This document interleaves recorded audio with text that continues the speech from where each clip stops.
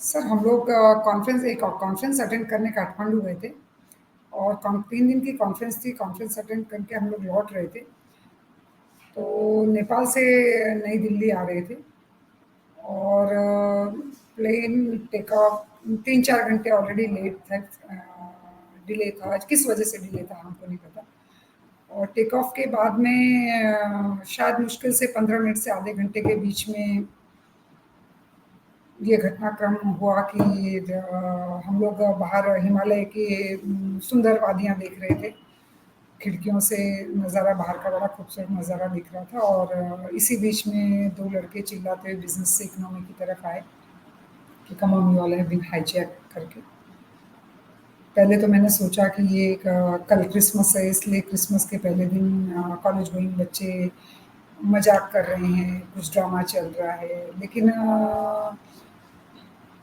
ठीक उसके 5-7 मिनट बाद में फिर दोबारा चिल्लाते हुए उन्होंने कहा कि आप लोगों को समझ में नहीं आ रहा है, you all have been hijack करके। पहले तो देखिए विनाश की कल्पना कोई नहीं कर सकता। अचानक कोई चीज़ ऐसे घटित होती है तो कुछ ना कुछ आपको रिएक्शन जो भी पहले तो समझ में ही नहीं आया मेरे। उन्होंने सबको लेडीज़ को कहा कि आप लोग सर नीचे कीजिए, जेंट्स को कहा आँखें बंद कीजिए, ब्लाइंड फोल्ड कीजिए, हाथ पीछे बाँध दिए जेंट्स के शायद जो मिला। तो सर जैसे ही नीचे किया 2-3-5 मिनट बाद में मैंने एक हाथ उठाया और मैंने कहा, उनमें से एक दौड़ते हुए आया, उसने कहा कि मैडम क्या चाहिए आपको? मैंने कहा मेरा पेट दर्द हो रहा है। दौड़ते हुए गया, वो आगे एक टैबलेट और एक पानी की बोतल लाया। उसने कहा मैम आप ये लीजिए, तो मैंने छूट कहा, मैंने कहा बेवकूफ़ कोई पेट दर्द में पैरासिटामॉल खाता है? उसने कहा आपको कैसे पता? मैंने कहा मैं एक डॉक्टर हूँ। तो मैंने कहा मेरे को टॉयलेट जाना है, तो उसने कहा आप जा सकती हैं। मैंने सिर्फ़ एक एपिसोड उड़ते-उड़ते देखा है।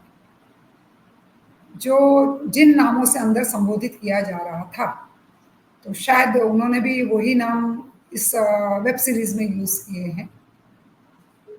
क्योंकि हो सकता है उस मिशन के लिए उनको जो भी निकनेम बोलिए, जो दिए गए थे। कंट्रोवर्सी का जहाँ तक प्रश्न है आप पूछ रहे हैं, तो कंट्रोवर्सी इस बात को लेके है कि क्या ज़रूरी था कि उनको भोलार शंकर नाम दिया जाता वेब सीरीज़ में भी? तो मैं थोड़ा स्पष्ट करना चाहूँगी कि व्यक्तिगत तौर पे मैं भी इस फ़ेवर में नहीं हूँ कि ये नाम दिए जाने चाहिए थे। जब बाकियों के नाम आपने चेंज किए हैं, तो अच्छा रहता कि हम हिंदुस्तानियों की भावनाओं की कदर करते हुए इन नामों को चेंज किया जा सकता था। ये मेरी व्यक्तिगत राय है।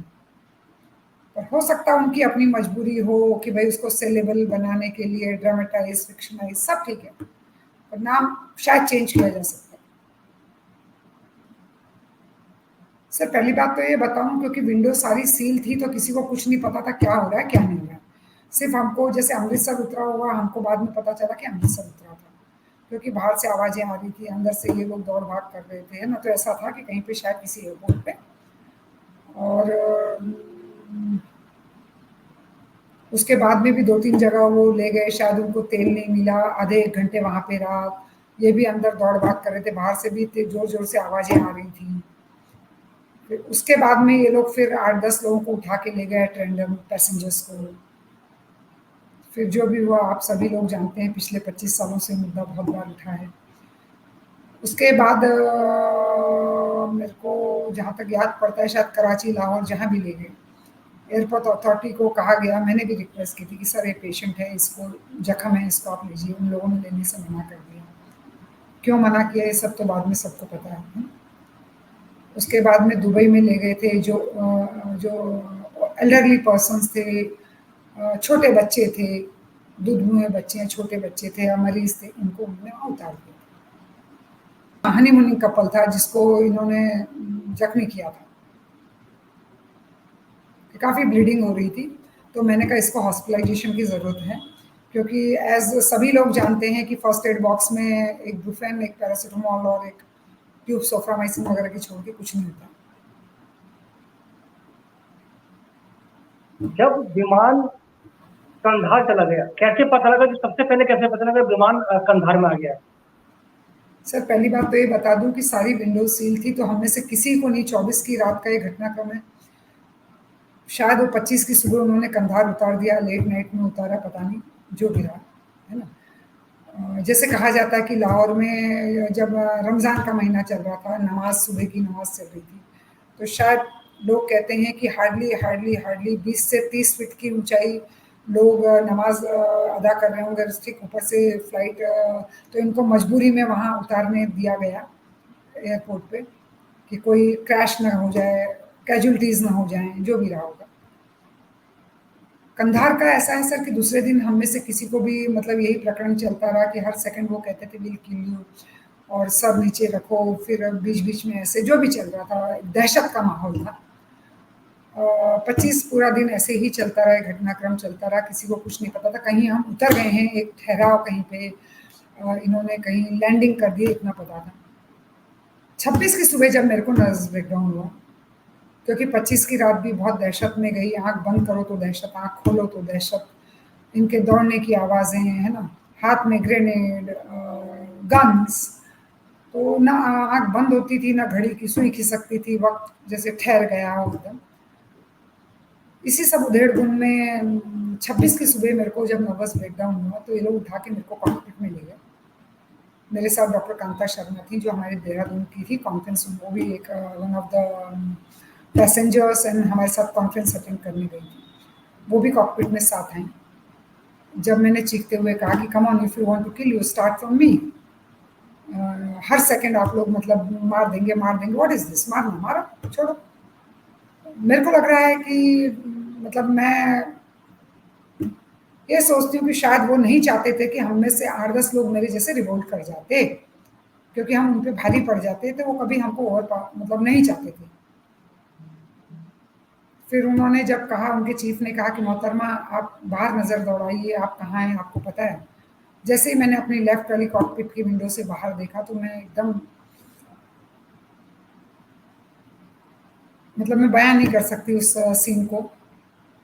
तो मैंने छूट कहा, मैंने कहा क्या हम लोग, मैंने कहा तालिबानियों के पीछे कंधार में? हंसने लगा, आपको कैसे पता? मैंने कहा सर हमने मूवीज़ में और मैगजीन्स में देखा है, वही 6-6 साढ़े 6 फीट के तालिबानी, वही साइकिल में चलते हुए, उनकी फौज बोली जो बोली, पता नहीं क्या था, जो भी था। एक तो मेरे ख्याल से I was the first one to know कि कंधार में हैं, ऐसा मेरे को लगता है कि शायद तब पता चला कि हम लोग, क्योंकि पीछे तो सारी खिड़कियाँ सील थी। सर ऐसा है कि शुरुआत में 2-3 दिन तो बहुत दहशत का माहौल था, लेकिन जब मेरे को नर्वस ब्रेकडाउन हुआ, शायद ह्यूमन साइकोलॉजी वो रीड कर गए होंगे, क्योंकि जैसे ही मेरे को नर्वस ब्रेकडाउन हुआ, मेरे को आगे ले जाया गया, तो मैं जब लौट के आधे घंटे बाद मैं पीछे आई, मैंने कहा मैं पीछे अपने लोगों के साथ जाना चाहूँगी। मेरे को कॉकपिट में जब डॉक्टर कांता मेरे साथ थी, तो मैंने कहा कि प्लीज़ मेरे को पीछे जाने दीजिए, मैं यहाँ नहीं बैठूँगी, क्योंकि मैं ज़्यादा सेफ अपने लोगों के साथ थी। जब मैं पीछे आई, तो आप यकीन नहीं मान सकते हैं कि वो जो सीन था, जेंट्स भी रो रहे थे कि मैडम अगर आपको कुछ हो गया तो हमारा क्या होगा? क्योंकि उनको डूबते को तिनके का सहारा। उनको लगता रहा होगा कि भई मैं एक हूँ जो उनको सपोर्ट कर सकती हूँ अपने को पैसेंजर्स को। तो दे वर वेरी इमोशनल, द को पैसेंजर्स आई एम टॉकिंग, कि मैम अगर आपको कुछ होगा तो हमारा क्या होगा, ये होगा। तो उन लोगों को ये चीज़ पता थी कि अगर ये लेडी रिवोल्ट करती है, इसके साथ 4-6 और खड़े हो जाते हैं, तो वो सिचुएशन उनको हैंडल करना मुश्किल होता है। ऐसा मेरे को लगता है सर। 2-3 दिन के बाद में, जैसे मैंने हर जगह कहा कि एक स्टॉकहोम सिंड्रोम होता है कि कैप्टिव्स को आप बड़े नॉर्मल वे में धीरे-धीरे, तो ना उन्होंने हम पे कोई फ़ेवर किया, और ना वो हमारे नेशनल हीरोज़ थे, है ना? उनका तो अपना मिशन पूरा करना था। देवर जो मैं अपने शब्दों में कहूँ तो वो तो ह्यूमन बॉम्ब्स हैं, उनके लिए कोई इमोशंस, घर-बार, रिश्ते-नाते, कोई चीज़ मायने नहीं रखती। तो हम तो बहुत दूर की चीज़ है। उनको तो सिर्फ़ हमको एक मोहरा था, हम लोग मोहरा थे, जिनको वो, फिर उसके बाद वो थोड़ा नॉर्मलाइज़, उनको ये लगा, मैंने कहा कि अगर आपको मारना है तो मार दो, लेकिन हर मोमेंट दहशत। मैंने कहा हम में से 50% लोग पागल होके बाहर निकलेंगे अगर आप हमको छोड़ते भी हो तो। हम नॉर्मल ज़िंदगी नहीं जी पाएँगे। डेफ़िनेटली वो जैसे लोगों को छाँट-छाँट के ले जाके कि कुछ लोगों को बिज़नेस क्लास में कर दिया था, जिनको उनको उतारना रहा होगा। तो मेरे को आज भी याद है, एक हमारे साथ डॉक्टर साहब थे, डॉक्टर त्यागी, उनका बच्चा शायद कुछ बीमार था। तो बेचारे वो मेरे को 10 बार रिक्वेस्ट करते थे, कह रहे थे कि मैम मेरे को ह्यूमैनिटेरियन ग्राउंड पे बच्चे की वजह से उतरवा दो। मैंने उन लोगों को रिक्वेस्ट भी की कि डॉक्टर साहब, डॉक्टर त्यागी हैं, इनका बेटा बीमार है, आप इनको उतार दो। उन्होंने नहीं उतारा। एक इंसानियत के नाते ठीक है, बेचारा उनका बच्चा बीमार बच्चा था वो, तो उन्होंने नहीं उतारा। हाँ, मेरे को बेशक उन्होंने ऑफर किया था कि मैडम आप उतर जाइए, लेकिन मैं, मेरे साथ मिसेस मंजुला टोलिया थी, मैंने उनको ये नहीं बताया कि टोलिया सर की वाइफ है, क्योंकि उनके लिए एक ही बहुत था, हम सबको छोड़ देते। मैंने कहा मेरी फ्रेंड मेरे साथ है और मैं जाऊंगी तो उनके साथ जाऊंगी। उन्होंने शायद आपस में जो भी है अपने बॉस को पूछा जो भी, कि नहीं उनको नहीं छोड़ सकते, आप जाना चाहें आप बेशक जाइए। मैंने 2 सेकंड सोचा, मैंने कहा नहीं, फिर मैं उन्हीं के साथ जाऊंगी, जहाँ जो होगा देखी जाएगी। शॉल की जो बात है, हमारे साथ एक को पैसेंजर थी, उनका बर्थडे था, तो शायद लोग डिस्कस कर रहे थे या उनको पता चला बर्थडे, तो उन्होंने एक शॉल ऑटोग्राफ के साथ उसको गिफ्ट कर दी। उसको गिफ्ट, बाकी फ्रेंडली होने की वजह तो ये है कि वो नहीं चाहते थे ना, मैंने वही कहा कि वो बिल्कुल नहीं चाहते थे कि हम उन पे भारी पड़े। तो प्यार मोहब्बत से उनको जितनी देर हमको रख सकते थे, उनको पता था कि उनको हो सकता है कि उनका जो भी वो हम बार्गेन कर रहे थे या जो भी वो कर रहे थे, तो वो मेंटली शायद प्रिपेयर्ड थे कि जितना भी लंबा चले, तो वो उनको यही रहा होगा भाई कि दहशत के माहौल से बेटर है कि फ्रेंडली माहौल में शायद आसानी हो। इनका प्रश्न है सर, तो रुपिन की स्टैबिंग और रुपिन का किसी को कुछ पता नहीं था। 2-3 दिन 4 दिन के बाद में जब बातें आई होंगी तब पता चला होगा। उसकी वाइफ को भी डिस्क्लोज नहीं किया गया था। एक चीज मैं आपको बता दूं राहुल जी कि मैंने ठीक 1 साल पहले, इस प्रकरण के 1 साल पहले मैंने मेरे हस्बैंड को खोया है। तो पार्टनर का लॉस क्या होता है मेरे से बेहतर शायद कोई जानता हो, और उसी वजह से, उस उधेड़ बुन की वजह से मेरे को तीसरे दिन सुबह नर्वस ब्रेकडाउन हुआ था। मैं हमेशा ये सोचती थी कि मैं इस लड़की को बता दूं, क्योंकि जब आती थी बेचारी मेरा हाथ पकड़ती थी कि मैम मेरा हस्बैंड कहाँ है। हर बार मैं उसको कहती थी तेरे हस्बैंड को गलती से दुबई में उतार दिया है ना। तो मेरा ये कहना है कि अगर मैं उसको बताती, मैं यही सोचती थी कि अगर मैं उसको बताऊं तो बता के कोई बुद्धिमानी नहीं होती, क्योंकि वो बेचारी टूट जाती। और जो सीन क्रिएट होता है या जो भी होता है, तो आप समझदार हैं कि वो तो ह्यूमन बॉम्ब है, उनके लिए रिश्ते नाते इमोशंस कोई मायने नहीं रखते। तो वो शायद उस लड़की को मार देती, ऐसा मेरे को लगता है। होता है कि व्हेन यू लुक बैक, क्योंकि उसके बाद जो एक आतंकवाद का जो दौर ये कह सकते हैं, जो उसकी एक्टिविटीज बढ़ी थी, उस लिहाज से अगर देखें तो वो जो रिलीज हुए थे वो सही था। उसको किस रूप में लेते हैं? सर देखिए, पहली बात तो ये कहूँ कि मैंने आपको जैसे बताया कि साल भर पहले आई लॉस्ट माई हस्बैंड। मेरा एक बेटा जो 9 साल का था, एक माँ होने के नाते तो मेरे को लगा मैं अपने बच्चे के लिए जिंदा लौट आई, ठीक।